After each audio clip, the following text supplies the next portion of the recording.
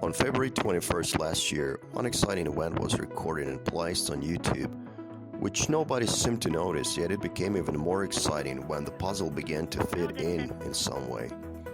Over 20 minutes of video recording has witnessed some object flying along the ISS with weird radio communication procedures from the crew of the station, and was it only the station? At some moment, it seemed like as if the diamond-shaped craft was operated from ISS or had some relation to the radio communication we heard in the raw material. Unlike the classical situation where they often cut the live stream as soon as some extraordinary event takes place in front of the camera, this live broadcasting continues for over 20 minutes.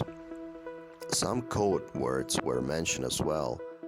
After the communication ended, the craft slowly started to take off, gaining the altitude with radio shimmering especially visible on the black background of space.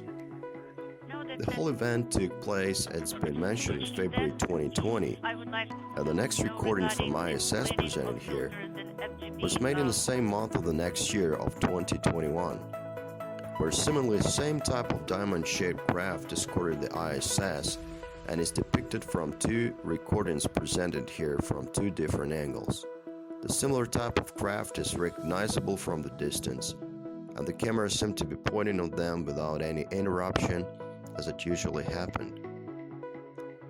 We would have ignored the material for being another UFO case, but significantly similar aircrafts or spacecrafts, and even partially its propulsion systems, were mentioned by Mark McCandish, the person who, according to his words, provided graphic services to some well-known military aviation companies, where he described this craft in details at least 6 years before the recording was made from ISS. He pointed out that these projects were active from at least 80s, where they were testing the technologies. According to his claims, the craft is fully autonomous, performing drone-like missions only on the high altitude and even in space, covered with space shuttle-like tiles, having some sort of weaponry on board. The propulsion system is also different, having at least two ways of operation, one of which is somewhat similar to the ramjet propulsion, having 8 nozzles embedded into the body of the vessel, 4 on the upper part and 4 on the bottom, somewhat known to the public and being utilized in jets acceleration earlier in 50s. The other one could have been something close to the classical rocket engine being activated when in space.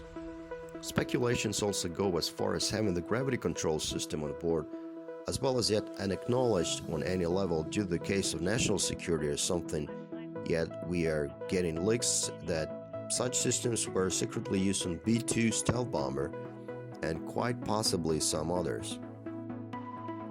To back up such claims, Dr. Paul Laviolette was one of those people who had mentioned it publicly some years ago.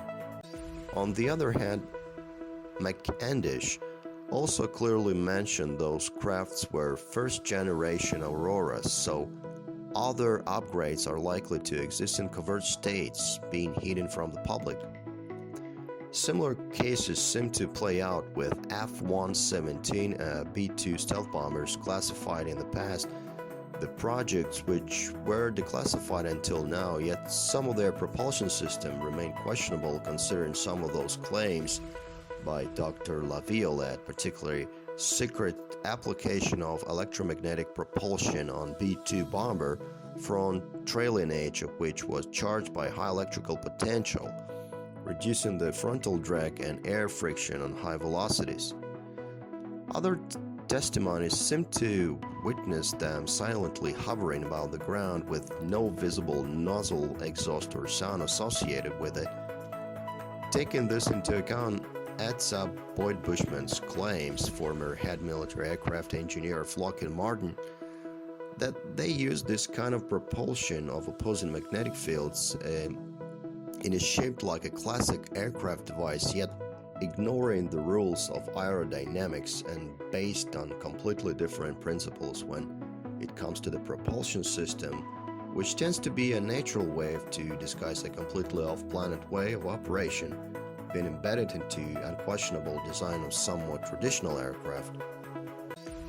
fuzzy yet obvious connection emerges covering this project, such as they became declassified some 30 or so years later when possibly aged and outdated military tech being passed on to the civilians, or at least they became aware of it.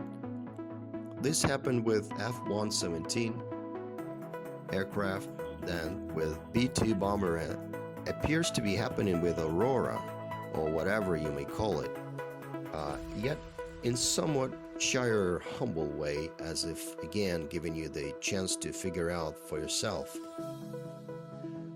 In other videos, we had covered or suggested that could have played out some roles in the military protection escort mission of International Space Station, where the hostile actions from outer space became the trigger, or at least the accelerator of such events such as disclosure, even somewhat humble and disguised as UFO encounter, to be honest.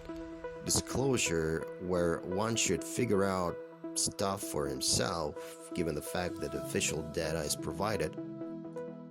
Given the fact video transmission was not caught and continued for over 20 minutes, where in country they do so or pretend to deal with some tech issues when some real UFO alien craft dares to catch its moments of glory and become a celebrity, being caught on ISS livestream camera.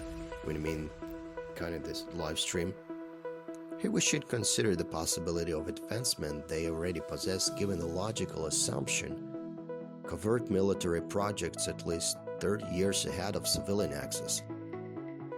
Like you would have received some 1990s PC as a gift from your parents living in 2020, being aware of the latest IT tech.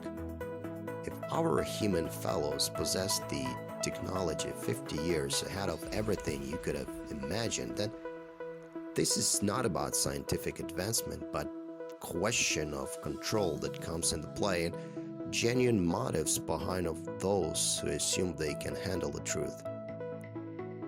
Please like, share, comment, and subscribe for further updates. Thank you for your thinking.